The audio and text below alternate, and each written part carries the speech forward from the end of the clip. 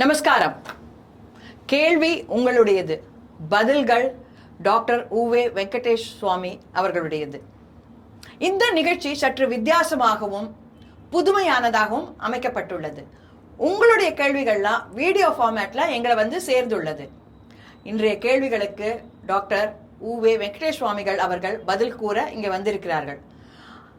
அவர் வந்து உலக பிரசித்தி பெற்ற உபன்யாசகர் என்பது அனைவருக்கும் தெரிந்ததே. அவருடைய உபன்யாசங்களை கேட்கும்போது மிகவும் தெளிவாகவும் கருத்துள்ளதாகவும் விளக்கமாகவும் பிரமாணங்களுடன் கூடியதாகவும் இருக்கும். அது மட்டும் அல்லாமல் எளிதில் அனைவரையும், குழந்தைகளிலிருந்து பெரியவர்கள் வரை சென்று அடையும் ஒரு விதமாக இருக்கும். இன்று அவருடைய பிஸி ஸ்கெட்யூல்ல நமக்கு அவர் பதிலளிக்க இங்கு வந்துள்ளார். ஸோ உங்களுடைய கேள்விகள்லாம் அவர்கிட்ட கேட்கலாமா? நமஸ்காரம். நமஸ்காரம். நம்ம ரத்னமாலா நேயர்கள் எல்லோருக்கும் அடியனுடைய நமஸ்காரம். கேள்விகள்லாம் இந்த வாட்டி வீடியோ ஃபார்மேட்ல நேயர்களே உங்களோட நேர கேட்கிற மாதிரி வந்திருக்கு. நிறைய பேர் ரொம்ப அழகா கேள்விகள் கேட்டிருக்கிறார்கள். சோ உங்களோட நாளா உங்க நேயர்கள் தான் அடியனை பார்த்துட்டு இருந்தா, முதல் முறையா நம்ம ரத்னமாலா நேயர்களை சந்திக்கக்கூடிய பாக்கியம் இப்ப அடியனுக்கு கிடைச்சிருக்கு. அதனால சீக்கிரமா அவளுடைய கேள்விகள் எல்லாம் நீங்க பிளே பண்ணா அடியேனும் கேட்டுட்டு ஒரு நேர்ல ஃபேஸ் டு ஃபேஸ் பதில் சொல்ற மாதிரி அவளுக்கும் பதில் சொல்வது ஒரு புது அனுபவமா இருக்கும். அவர்களும் காத்து கொண்டிருக்கிறார்கள். சோ நம்ம கேள்விகளுக்கு போலாம். முதல் கேள்வி அபராஜித் ஃப்ரம் ஆண்டவன் ஆசிரம் பெங்களூர்ல இருந்து கேட்டிருக்காரு. நமஸ்காரம். அபராஜித் ஆண்டவன் ஆசிரம் பெங்களூர்ல இருந்து பேசிட்டு இருக்கேன்.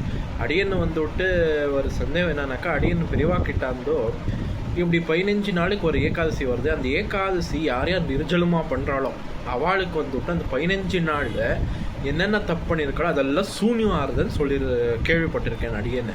அடியனுடைய சந்தேகம் என்னன்னாக்கா, இப்போ நம்ம இந்த 15 நாள்ல தெரிஞ்சு சாஸ்திர விரோதமாக கோரமாக தப்பு பண்ணிட்டு இருக்கோம், தெரியாமலும் தப்பு பண்ணிட்டு இருக்கோம்.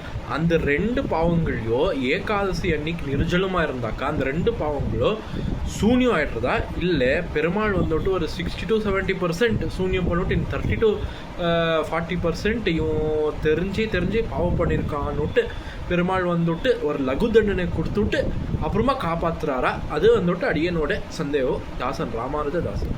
நல்ல கேள்வி. முதல்ல இந்த பாப புண்ணியம்னா என்னங்கிறத புரிஞ்சுப்போம். ராமானுஜர் ஸ்ரீபாஷ்யத்துல டெஃபனிஷன் கொடுத்திருக்கார் பாபத்துக்கும் புண்ணியத்துக்கும். பாபம்னா அதிருஷ்டம் சத்து, அனிஷ்ட ஜனகம் பாபம். நம்ம கண்ணுக்கு தெரியாம இருந்துட்டு நாம விரும்பாத ஒரு எஃபெக்டை கொடுத்தா அதுக்கு பாபம்னு பேராம். புண்ணியம்னா அதிருஷ்டம் சத்து, இஷ்ட ஜனகம் புண்ணியம். கண்ணுக்கு தெரியாம இருந்துட்டு நாம விரும்பிய பலனை கொடுத்தா அதுக்கு புண்ணியம்னு பேராம். நாம செய்த செயல் தான் நல்ல செயல்னா அது புண்ணியம், நல்ல எஃபெக்ட் கொடுக்கறது. தப்பா ஒண்ணு பண்ணோம்னா அது நமக்கு விரும்பாத எஃபெக்ட் கொடுக்கறது பாப்பம்ங்கிறோம். ஆனா அந்த செயல் என்னன்னு நமக்கு இப்ப கண்ணுக்கு தெரியாது, எப்ப எங்க எது பண்ணோம்னு தெரியாது. ஆனா கண்ணுக்கு தெரியாம இருந்தாலும் கொடுக்க வேண்டிய நேரத்துல பலன் கரெக்டா கொடுத்துரும். இதைத்தான் பாப்ப புண்ணியம்ங்கிறோம். இது இப்படி டெக்னிக்கலா சொல்றதை விட புரியறதுக்காக உதாரணம் சொல்றேன். இப்ப நீங்க என்ன பண்றீங்கன்னா, இந்த ஸ்டுடியோல ரெக்கார்டிங் பண்ணணுங்கிறதுக்காக புறப்பட்டு வருகிறீர்கள். வழியில வரும்போது பார்த்தா உங்க கார் திடீர்னு டயர் பஞ்சர்ங்கிறான். 10:45 ரெக்கார்டிங், ஆனா கார் டயர் பஞ்சர் ஆயிடுது. ஏன்பா பஞ்சர் ஆச்சுன்னு பார்த்தா அவ சொல்லுவா எங்கேயோ ஒரு முள்ளு குத்தி எடுத்து பஞ்சர்பான். ஆனா ஏன் இப்பதான் அந்த முள்ளு குத்தணுமா? இத்தனை நாளா இல்லாத முள்ளு, இத்தனை சாலையில இல்லாத முள்ளு இந்த சாலைகள் தான் குத்தணுமானா கண்ணுக்கு தெரியாம ஒரு ஃபேக்டர், நாம பண்ண ஒரு தப்பு காத்திருந்து கரெக்டா உங்களுக்கு விரும்பாத எஃபெக்டை கொடுத்து ரெக்கார்டிங்கை டிலே பண்ணணுங்கிறதுக்காக பஞ்சர் ஆக்கி விட்டுது இல்லையா? அப்பதான் சொல்றான் என்ன பாபம் பண்ணேனோ இங்க நிக்கிறேன். ரோட்ல நிக்கும் போது சொல்றோம் இல்லையா, என்ன பாபம் பண்ணேனோ தெரியல நின்னு இருக்கேங்கிறோம். அப்ப நம்ம கண்ணுக்கு தெரியாத ஒரு ஃபேக்டர், இந்த முள்ளு கண்ணுக்கு தெரியுது. ஆனா இது ஏன் இப்பதான் வந்து குத்தணுமா? நாம எங்கேயோ ஒரு தப்பு பண்ணிருக்கோம், கண்ணுக்கு தெரியல. ஆனா இப்போ ஒரு எஃபெக்டை கொடுத்து நடு ரோட்ல நிக்க வச்சுடுத்து, அதுக்கு பாபம்னு பேரு. இப்ப இதையே தொடருமோ, நீங்க ரோட்ல நின்று இருக்கீங்க, திடீர்னு யாரோ ஒருத்தர் கார்ல வரார். ஆஹா, நம்ம ரத்னா மேடமா? மேடம், உங்களுடைய லட்சக்கணக்கான ரசிகர்கள்ல நானும் ஒருவன், உங்க சேனல்ல நானும் சப்ஸ்கிரைப் பண்ணிருக்கேன், என் கார்ல ஏறுங்கோ ஸ்டுடியோல விடுறேங்கிறார். ஏறி உட்கார்றேன், சொல்றேன் என்ன புண்ணியம் பண்ணேனோ தெரியல, இவர் வந்து கொண்டு வந்து விட்டுட்டாருங்கிற. அப்போ அவர் ஏன் கரெக்டா அந்த இடத்துல வரணும்? வந்தவர் ஏன் உங்களை பார்க்கணும்? அவர் ஏன் உங்க சப்ஸ்கிரைபரா இருக்கணும்? ஏதோ ஒரு நல்ல காரியம் பண்ணியிருக்கோம், கண்ணுக்கு தெரியாம அது இருக்கு, ஆனா சரியான நேரத்துல விரும்பிய பலன் ஒண்ணு கொடுத்துருத்து, அதுக்கு புண்ணியம்னு பேரு. அப்ப நாம் செய்த செயல் ஒரு நல்ல செயல், எங்கேயோ மறைஞ்சிருந்து விரும்பிய எஃபெக்டை கொடுத்தா அது புண்ணியம். கெட்ட செயல் மறைஞ்சிருந்து நாம விரும்பாத எஃபெக்ட் கொடுத்தா பார்ப்போம். இப்ப இந்த டெஃபினிஷன் புரிஞ்சுடுத்து. இது தெரிஞ்சு தெரியாம பண்ணோங்கிற கிளாசிபிகேஷன் வேற. ஆனா அவர் என்ன கேட்கிறார், இப்ப ஏகாதசி விரதம் இருக்கும், அது எந்த பாப்பங்களை போக்கும்னா எல்லா பாப்பத்தையும் போக்கும்னா லிட்ரலா எல்லா பாப்பங்களையுமே மொத்தமா போக்கும்னு அர்த்தம் இல்லை. அப்படி எல்லா கர்மாவும் போயிடுத்துனா மோட்சமே போயிடுவோமே. அதனால துவாதசி பாராயணம் பண்றதுக்கு அவரே இருக்க மாட்டார். ஏகாதசி விரதம் மொத்த பாப்பங்களும் போயிடுத்து அப்படின்னு சொன்னா நேரம் மோட்சம் தானே போகணும். அப்ப இங்க பாப்பம்ங்கிறத எப்படி புரிஞ்சுக்கணும்னா இதை ராமானுஜர் உள்ளிட்ட ஆச்சாரியர்கள் காட்டியிருக்கா. பாபங்கள் பல வகை, அந்த பாபங்கள் உண்டாக்கக்கூடிய விளைவுகள் எஃபெக்ட்ஸும் பல வகை, அந்த பாபங்களுக்கான பிராயஷ்சித்தங்களும் பல வகை. இப்போ தெரியாம தப்பு பண்றோம்னா பகவான்கிட்ட ஒரு பிரார்த்தனை பண்றோம், க்ஷமா பண்ணோம், தெரியாம பண்ணிட்டேன்ப்பா மன்னிப்பு கேட்டாலே போறோம். தெரிஞ்சே ஒரு சில பாபம் பண்றோமா, அதுக்கு இத்தனை காயத்ரி ஜபம் பண்ணு, விஷ்ணு சகஸ்ரநாம பாராயணம் பண்ணு, ஒவ்வொன்றுக்கும் ஒன்னொன்னு விதிக்கிறா. இப்ப இந்த ஏகாதசி விரதம்ங்கிறது எந்த சென்ஸ்ல சொல்றோம் பாபம் போக்கும்னா எப்படின்னா, நம்ம பக்தியில ஈடுபடணும்னு நினைக்கிறோம், பெருமாள்கிட்ட பக்தி பண்ணணும்னு. அந்த பக்திக்கு தடங்கலாக பல பாபங்கள் இருக்குமா. நாம ஏகாதசி விரதம் அனுஷ்டித்தோம்னா பக்திக்கு தடங்கலாக இருக்கும் எல்லா பாபங்களையும் அது போக்கி கொடுத்துரும். அதாவது பக்தி ஆரம்ப விரோதி பாப்பானி அப்படின்னு நாம அதை புரிஞ்சுக்கணும். இப்ப சொன்னேன் இல்லையா, பாபம்ங்கிறது நீங்க ஷூட்டிங்க்கு வரும்போது கூட இடையில இடையூறு பண்ணும். அது போல நாம பக்தியில ஈடுபடணும்னு நினைக்கும் போது ஏதாவது பாபம் இடைஞ்சல் பண்ணும். இப்போ ஒரு உதாரணம் சொல்றேன், நீங்க கோவிலுக்கு போகணும்னு நினைக்கிறேன், திருவல்லிக்கேணி பார்சாரதியை சேவிக்கணும்னு கரெக்டாக கிளம்பும் போது ஒரு கெஸ்ட் திடீர்னு ஒருத்தர் வந்து உங்களை பார்க்கறதுக்காக வந்தேன், சௌக்கியமா 2 நாள் இங்கே தங்கிட்டு போகலான்னு வந்தேன்னா உங்க கோவில் பிளான் அதோட நின்று போயிடும். உபன்யாசம் கேட்கணும்னு நினைக்கிறேன், அழகா புறப்படுறேன், கரெக்டாக ஒருத்தர் ஃபோன் பண்றார், இரு இங்கே முக்கியமான வேலை இங்கே வான்னு சொல்லி உங்களுக்கு வேற ஒரு அசைன்மெண்ட்டை கொடுத்து உபன்யாசம் கேட்க விடாம பண்றார். ஏன் நம்ம ரத்னமாலா யூடியூப் இதுலயே நல்லா அனுபவிக்கணும்னு நம்ம நினைக்கிறோம். ஆனால் அனுபவிக்கணும்னு நினைக்கும் போது ஃபோனில் ஏதோ ஒரு இன்டர்நெட் ரிப்பேர் பார்க்க முடியாமல் போகிறது. ஏன் நாமளே ஷூட்டிங் பண்ணும்போது கேமராமேன் அந்த கேமராவையே நோண்டின்னு இருக்காருன்னா நம்ம மைண்ட் எல்லாம் இவரையே நோண்டின்னு இருக்காரு, இது ஒழுங்காக ரெக்கார்ட் ஆச்சோ இல்லையோ அப்படி டைவர்ட் ஆகுது இல்லையா. அப்போ இதெல்லாம் என்ன காரணம்னா இதுவும் கண்ணுக்கு தெரியாம நாம் செய்த தீமைகள் தான் இருந்துட்டு இப்படி எல்லாம் பண்ணி இந்த பக்தியில ஈடுபட விடாம தடுக்கிறது. அப்ப ஏகாதசி விரதத்தை நீங்க அனுஷ்டித்தா என்ன பண்ணும்னா பக்திக்கு தடங்கலாக இருக்கும் பாபங்களை அது போக்கி கொடுத்துரும். மேற்கொண்டு நீங்க நிம்மதியா மனசை பகவான்கிட்ட ஈடுபடுத்தி எந்த ஒரு சஞ்சலமும் இல்லாமல் வேறு எந்த குழப்பங்களும் இல்லாம நிம்மதியா பக்தியில ஈடுபடுறதுக்கு இந்த ஏகாதசி விரதம்ங்கிறது உதவும். இப்ப அடுத்த கேள்வி, அப்போ மொத்த பாபங்களும் போறதுக்கு என்ன பண்ணணும்? அதுக்கு ஒரே வழி சரணாகதி தான். அகம் துவா சர்வ பாபேபியோ மோக்ஷயிஷ்யாமி மாசுச்சகான்னு பகவான் சொல்லியிருக்கான் இல்லையா, சர்வ தர்மான் பரித்தியஜ்ய மாமேகம் சரணம் வருது. அப்ப எம்பெருமானே கதின்னு வந்துட்டு சரணாகதி பண்ணா எல்லா பாபங்களையும் அந்த சரணாகதிக்கு உகந்த பகவான் கண்டிப்பா நமக்கு போக்கி கொடுப்பான். அப்ப சரணாகதி பண்ண அப்புறம் ஏகாதசி விரதம் வேணுமா? என்ன சொல்றீங்க? வேண்டாம், சரணாகதிக்கு அப்புறம் பெருமாள் அவர் கருணையால எல்லா பாபத்தையும் போக்கி கொடுக்கிறார், அது வேற விஷயம். அவ்வளவு பெரிய அனுகிரகமே பண்றாரோ இல்லையோ பெருமாள், அவர் சாஸ்திரத்துல ஏகாதசி விரதம் இருக்கணும்னு எழுதி வச்சிருக்கார். நான் அதை பண்ணி அவரை ப்ளீஸ் பண்ணலாமே, அந்த எம்பெருமானுடைய பிரீத்திக்காக அவன் திருப்திக்காக அவரோட ஒரு சாட்டிஸ்ஃபை, என் குழந்தைடா நான் சொன்ன சாஸ்திரத்துல இவன் கரெக்டா பண்ணிட்டான், பெருமாளை சாட்டிஸ்ஃபை பண்றதுக்கு நான் இருக்கலாம் இல்லையா. அப்ப இதை வச்சுன்னு ஒரு பாபத்தை போக்கணும் தேவையில்லை. அப்ப இது ரொம்ப வசதியான நிலை. ஒரு லெவல்ல இருந்து பார்த்தா நமக்கு மொத்தம் 11 இந்திரியங்கள், 5 ஞானேந்திரியம் மெய் வாய் கண் மூக்கு செவி, 5 கர்மேந்திரியம் நாக்கு கை கால் மலத்வாரம் ஜலத்வாரம், அத்தோட இதுக்கெல்லாம் கேப்டன் மனசு. அதாவது இதுவும் ஒரு கிரிக்கெட் டீம் தான். 5 ஞானேந்திரியம் 5 பவுலர், 5 கர்மேந்திரியம் 5 பேட்ஸ்மேன், மனசு captain come wicket keeper Dhoni மாதிரி. இந்த 11 பேர் இருக்கா. 11 பண்ற பாபத்துக்கு என்னப்பா தீர்வுன்னா அந்த பக்திக்கு தடையா இருக்கும் பாபங்களுக்கு 11வது திதி ஏகாதசியில விரதம் இருந்துரு.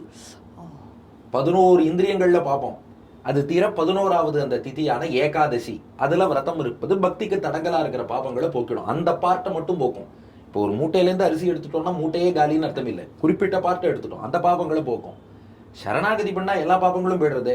அப்ப நான் பெருமாளை ப்ளீஸ் பண்றதுக்காக எனக்கு இவ்வளவு பெரிய அனுகிரகம் பகவான் பண்ணியிருக்கான், அவனை மகிழ்விப்பதற்காக விரதம் இருக்கேன்னு இருந்துட்டு, மேலும் நாம விரதம் இருந்தோம்னா தூக்கம் கொஞ்சம் குறையுமா. ஏன்னா மற்ற நாள்லாம் பார்த்தா நம்ம கொஞ்சம் சாப்பிட்டுட்டோம்னா நெக்ஸ்ட் கொஞ்சம் தூங்கணும், மீல்ஸ் ஆயிடுத்துனாலே தியானம் ஸ்கூல்லயே தயிர் சாதம் சாப்பிட்டா மேக்ஸ் கிளாஸ்ல தூங்கணும்னு தோன்றது இல்லையா. கொஞ்சம் ஏகாதசி சாப்பிடாம இருந்தோம்னா கொஞ்சம் முழிச்சுன்னு இருப்போம். முழிச்சுன்னு இருந்து பெருமாளை தியானிப்பதற்கு அது உதவும். சயின்டிஃபிக்கா என்ன சொல்றா, நமக்கு பிளட் ஃப்ளோங்கிறது டைஜஸ்டிவ் சிஸ்டம் நோக்கியே போயிடுச்சுன்னா இங்க போறது கொஞ்சம் குறைஞ்சிடும், கொஞ்சம் இங்க குறைச்சிட்டோம்னா இங்கே கொஞ்சம் நிறைய போகும். மேலும் இன்னும் விஞ்ஞான ரீதியில நிறைய சொல்றா, அது ஒரு 15 days ஒன்ஸ் விரதம் இருந்தோம்னா நம்ம பவல்ஸ் எல்லாம் கிளியர் ஆகுது. சயின்டிபிக் பெனிஃபிட்ஸ் 2ஆம் பட்சம் இருந்தாலும் கூட சாஸ்திர ரீதியா பெருமாளை மகிழ்விக்கணும், அது முக்கியம். அதுக்காக ஏகாதசி விரதம் அனுஷ்டிக்கணும். ரொம்ப அழகா சொன்னேன். ஸோ இதுல உங்களுடைய டாக்டரோட இதையும் சேர்த்து சொல்லியிருக்கேள். அதனால போத் சயின்டிஃபிக் அண்ட் நம்ம புராணங்கள்ல சொன்ன விஷயங்களையும் சேர்த்து ரொம்ப அழகா சொன்னீங்க. தேங்க்யூ. ஸ்பிரிச்சுவல் தான் predominant. சயின்டிபிக்ங்கிறது செகண்டரியா நாம ரசிக்கலாமே ஒழிய இதுக்காக தான் அது இருக்கும்னு அதோட லெவல்ல குறைச்சிடக்கூடாது. Very good. விஜயகுமார் அப்படின்றவர் கலிபோர்னியால இருந்து கேட்டிருக்கார். நமஸ்காரம். நம்ம அடியேன் விஜயகுமார் கலிஃபோர்னியிலிருந்து. ஒரே ஒரு சந்தேகம். நம்ம சந்தியாவந்தனம் அந்த மாதிரி பண்ற எத்தனையோ கிரமத்துல சர்வம் ஸ்ரீ கிருஷ்ணார்ப்பணம் தான் பல தடவை சொல்றோம். 10 அவதாரங்கள்ல ஏன் இந்த கிருஷ்ணார்ப்பணம் மட்டும் சேவிக்கிறோம், மற்ற அவதாரங்கள் ராமரோ பலராமோ யாரையும் சொல்றது இல்லை அப்படின்னு தெரிஞ்சுக்கணும்னு ஆசை. நமஸ்காரம். ரொம்ப சிறப்பான கேள்வி. அதாவது கிருஷ்ணன்கிறது நம்ம கண்ணபிரானை மட்டும்தான் குறிக்கிறதுன்னு எடுத்துக்க வேண்டாம். ஏன்னா நம்ம விஷ்ணு சகஸ்ரநாமத்திலேயே அக்ராஹ்ய சாஸ்வத கிருஷ்ணோ லோகிதாட்ச பிரதர்தனஹா, கிருஷ்ணகான்னு பெருமாளுக்கே ஒரு திருநாமம் இருக்கு. கிருஷ்ணன்னா என்ன அர்த்தம்? கருமை நிறம் கொண்டவன் அர்த்தம். இன்னொன்னு கிருஷினா பூமி, நானா ஆனந்தம், பூமிக்கு ஆனந்தம் தருபவன் கிருஷ்ணன். கருமை நிறம் கொண்டவன் கிருஷ்ணன். அது பெருமாளுக்கும் பொருந்தும், பெருமாளுடைய எல்லா அவதாரங்களுக்கும் பொருந்தும். அதனால பெருமாள்கிட்ட அர்ப்பணிக்கிறேன்னே நாம நினைச்சுக்கலாம். இன்னொன்னு நம்ம ஊர் பெருமாள் யாரோ, நம்ம சொந்த கிராமத்து பெருமாள் யாரோ, நம்ம பெரியோர்கள் ஆராதித்த அந்த திவ்ய தேச பெருமாள் யாரோ, அல்லது நம்மாத்து பெருமாள் அவரையே கிருஷ்ணன் என்று கண்டு கூட சர்வம் கிருஷ்ணார்ப்பணம்ங்கும் போது, ஸ்ரீ கிருஷ்ணார்ப்பணம்ங்கும் போது கிருஷ்ணனாக நம்மாத்து பெருமாளையோ நம்மூர் பெருமாளையுமே நீங்க கருதலாம். ஆனா விசேஷமா அது ஏன் எத்தனையோ திருநாமங்கள் இருக்கும்போது கிருஷ்ணன் சொல்றதுக்கு காரணம் என்ன அப்படின்னா, கிருஷ்ணன் தான் எல்லாத்தையும் எங்கிட்ட அர்ப்பணிக்கணுங்கிறத ஸ்பஷ்டமா பகவத்கீதையில சொன்னான். மற்ற எல்லா அவதார பெருமாளும் அதை உபதேசம் பண்ணாலும் ஒருத்தர் 2 பேருக்கு சொல்லியிருப்பா. அதை உலகத்துக்கே புரியும்படியாக பகவத்கீதையில எல்லாத்தையும் எங்கிட்ட அர்ப்பணிச்சுடு. மயி சர்வாணி கர்மாணி சந்நியஸ்ய அத்தியாத்ம சேதசா நிராஷீர் நிர்மமோ பூத்வா யுத்தியஸ்ய விகதஜ்வரஹா. எல்லாத்தையும் எங்கிட்ட அர்ப்பணி. யத் கரோஷி யத் அஷ்னாசி யத் ஜுகோஷி தபஸ்யசி, நீ என்னென்னலாம் பண்ணுகிறாயோ தத்குருஷ்வ மதர்ப்பணம். பகவத்கீதையில 9ஆம் அத்தியாயத்துல இந்த ஸ்லோகம் இருக்கு. தத்குருஷ்வ மதர்ப்பணம், எங்கிட்ட அர்ப்பணிச்சுட்டு எதுவா இருந்தாலும் பண்ணு. அப்ப கிருஷ்ணன் தான் மதர்ப்பணம், எங்கிட்ட அர்ப்பணிச்சு செய்யின்னு சொல்லியிருக்கான். அதனால ஸ்ரீ கிருஷ்ணார்ப்பணம்னு அதை விசேஷமாக சொல்கிறோம். அடுத்தது பத்மினி அப்படின்றவர் ஓஎம்ஆர்ல இருந்து கேட்டிருக்கார். நமஸ்காரம். நான் பத்மினி பேசுறேன், ஓஎம்ஆர் பெருங்குடியிலேருந்து. எனக்கு 2 விஷயத்தை பத்தி கொஞ்சம் தெரிஞ்சுக்கணும். எங்க அம்மா அப்பாவுக்கு நாங்க 2 பிள்ளை கிடையாது. ஸோ அதனால எங்க அம்மா அப்பாவுக்கு தர்ப்பணமோ மாலை தர்ப்பணமோ மாச தர்ப்பணமோ யாரும் பண்றதில்ல. அண்ட் தவசமுமே நாங்க வேத பாடசாலையில ஆராதனைக்கு கொடுத்து தான் பண்றோம். இது சரியா தவறா, இல்லை எந்த மாதிரி பண்ணணும்? அது ஒண்ணு. இன்னொன்னு, தவசம் தர்ப்பணம் அதுலலாம் நம்ம தோரம்பருப்பு சேர்க்கக்கூடாதுன்னு வச்சுட்டு இருக்கோம். அது ஏன், அதுவும் தெரியணும் எனக்கு. தேங்க்யூ. இப்போ 2 பேரும் பெண்களா இருக்கும்போது அவருக்கு பண்ண வேண்டிய சிராத்தம் தர்ப்பணம் உள்ளிட்டவை எல்லாம் யார் பண்ணுவாங்கிறது கேள்வி. பொதுவா 2 பேரும் பெண்களா இருக்கான்னா அதுக்கு அடுத்தபடியா அவளுடைய கணவன்மார்கள் மாப்பிள்ளை இருக்கா, அந்த மாப்பிள்ளை செய்வதுங்கிறது வசதி. மாமனாருக்கான சிராத்தம் உள்ளிட்டவை மாப்பிள்ளை பண்ணணும். இங்க இடத்துல நான் என்னுடைய கேள்வி ஒண்ணு கேட்கிறேன். இப்போ அந்த மாப்பிள்ளைன்றவர் ஒரே பிள்ளையாவோ அவருக்கு பெற்றோர்கள் உயிருடன் இருந்தாலோ அவர் செய்ய முடியுமா? அப்ப அந்த பொண்ணே வாத்தியார் சுவாமிகிட்ட புல்லு தொட்டு கொடுத்து அவ சார்பில் இன்னொருத்தர் பண்ணலாம். அதாவது இப்போ ஒருத்தர் சம்ஸ்காரமோ சிராத்தமோ இதெல்லாம் யார் யார் பண்ணலாங்கிறதுக்கு ஒரு பெரிய லிஸ்ட் இருக்கு. முதல் சாய்ஸ் மூத்த மகன் யார் இருக்காரோ அவர் பண்ணணும். அவரால் முடியலைன்னா பையனோட பையன், அவரால் முடியலையா அந்த பங்காளிகள் உறவுன்னு சொல்லுவா அவா பண்ணலாம். அல்லது மனைவிக்கு கணவன்கிறவர் பண்ணுவார். அண்ணா தம்பிகள்னு இருப்பா, அல்லது பெரியப்பா பிள்ளை சித்தப்பா பிள்ளை அந்த மாதிரி இருப்பா. அல்லது இவா யாராலையும் பண்ண முடியலையா அடுத்தபடியாக மாப்பிள்ளை பண்ணலாம். அல்லது சில பேருக்கு வளர்ப்பு மகன் அந்த மாதிரி இருப்பா, அவா பண்ணலாம். பெண்கள் பண்றதுன்னா நேரா பண்றதை விட புல்லு தொட்டு கொடுத்து அவ மூலம் பண்ணலாம். இன்னொன்னு என்ன சொல்றா, யார் இவருடைய சொத்துக்கு வாரிசாரோ அப்ப இந்த பேச்சு வரலையே. சொத்தை வாங்கிக்கும் போது நீ எடுத்துக்கிறதா நான் எடுத்துக்கிறதா, எனக்கு இதுவா அதுவா, அது வரலையோ இல்லையோ, இது கர்மா பண்ணணுங்கும் போது தானே கேட்கறோம். அதனால சொத்தை யார் இன்ஹெரிட் பண்றாரோ அவருக்கு தார்மீகமா அந்த கடமை உண்டு. சொத்தை வாங்கிக்கிறவர் கண்டிப்பா பண்ணணும். இந்த இடத்துல நான் கொஞ்சம் இன்டர்ஃபியர் பண்றேன். அதுலயே ஒரு வில்லு மாதிரி எழுதி வச்சிடணும், யாருக்கு சொத்தோ அவர்கள் தான் பண்ணணும், யார் பண்றாளோ அவளுக்கு தான் சொத்து அப்படின்னு எழுதிப்பட்ட சட்டம் தான் அது.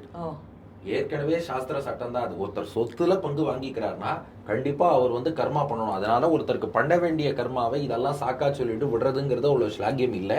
இன்னொன்னு, அப்படி ஒருத்தர் எடுத்து பண்றாருன்னா அது இவருக்கும் பண்றவருக்கும் நல்லது தானே. ஒருத்தருக்கு பண்ணாங்கிறது இவருக்கும் புண்ணியம் தானே. அதனால ஒரு சொத்தை சம்பாதிக்கிறதுல எவ்வளவு ஆர்வம் இருக்கோ புண்ணியத்தை சம்பாதிக்கிறதுலயும் அந்த ஆர்வத்தை வளர்த்துட்டோம்னா அது ரொம்ப நல்லதுதான். அதனால இதுக்கு ஒரு ஃபுல் வரிசையே இருக்கு. இது தெரியணும்னா நம்ம ஸ்ரீராமநவமி கல்ச்சுரல் ஃபெஸ்டிவல்னு செகண்டராபாடில் அவள் வந்து ஒரு புஸ்தகம் அடியனை எழுத சொல்லி அடியன் எழுதின சம்பிரதாயம்னு. இப்போ நம்ம நேயர்களே கூட அந்த புக்கு எப்படி கிடைக்கும் எல்லாரும் கேட்டா, அதை அவள் பிடிஎஃபாகவே போட்டா. ஸ்ரீராமநவமி கல்ச்சுரல் ஃபெஸ்டிவல் செகண்டராபாட் அப்படின்னு சும்மா கூகுளில் போட்டால் போகிறோம். ஸ்ரீராமநவமி கல்ச்சுரல் ஃபெஸ்டிவல் செகண்டராபாட் கூகுளில் போட்டேன்னா அந்த அவளுடைய வெப்சைட் வரும்.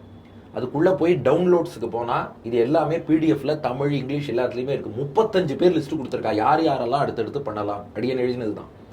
அந்த 35 பேரில் நாம் எந்த இடத்துல இருக்கோம்னு பார்த்துட்டு முன்னாடி உள்ளவரால் முடியலைன்னா அடுத்த நபர் அப்படின்னு சொல்லி கர்மா பண்ணுறது தான் வசதி. இந்த தோரம்பருப்பு பயத்தம்பருப்பு பொறுத்த வரைக்கும் அதாவது அவளுடைய குடும்ப வழக்கம், அவாவா வாத்தியார் சுவாமி அவாத்து பெரியவா என்ன பண்ணா அதை ஃபாலோ பண்ணிக்கிறதுங்கிறது தான் வசதி. ஏன்னா நிறைய விஷயங்கள் வந்து சாஸ்திரங்கள்ங்கிறத விட சம்பிரதாயம்னு பெரியோர்கள் நமக்கு கொடுத்துருப்பா. சில பேர் என்ன சொல்லுவா, எங்க ஆத்துல இது சேர்க்கிற வழக்கம் உண்டும்பா, இன்னொருத்தராத்துல போனா வழக்கம் இல்லேம்பா. ஆண்டாள் நாச்சியார் நமக்கு சொன்ன ஒரே பதில், மேலையார் செய்வனர்கள். நம்ம பெரியோர்கள் என்ன பண்ணா, நம்ம ஆத்துல சிராத்தம்னா என்ன பண்ற வழக்கம், அதை ஃபாலோ பண்ணிக்க வேண்டியது. இதுக்கு ஒரு காரணம் இருக்கு இல்லைங்கிறது அப்புறம், பெரியோர்கள் பண்ணினாங்கிறது தான் பெரிய காரணம். நம்ம பெரியோர்கள் இது பண்ணானா நாம் அதுல இருந்து மாத்தி பண்ணக்கூடாது. அவ எந்தெந்த அங்கங்களோடு ஒரு செயல் செய்யறாளோ அத்தோட சேர்த்து செய்யணும். அப்பதான் பகவானுக்கு பிரீத்தி. அதனால உங்காத்து வழக்கத்தை ஃபாலோ பண்ணணும். சோ இது வந்து ஸ்ட்ரெட் ஃபாஸ்ட் ரூல்ஸ் எல்லாம் ஒண்ணும் கிடையாது. அதாவது தோரம்பருப்பு தான் போடணும் கிடையாதுன்னு சொல்ல வரல. ஆனால் ஒத்தொத்தருக்கும் அவளுடைய குடும்ப வழக்கம்னு என்ன இருக்கோ அதை ஃபாலோ பண்ணுங்க.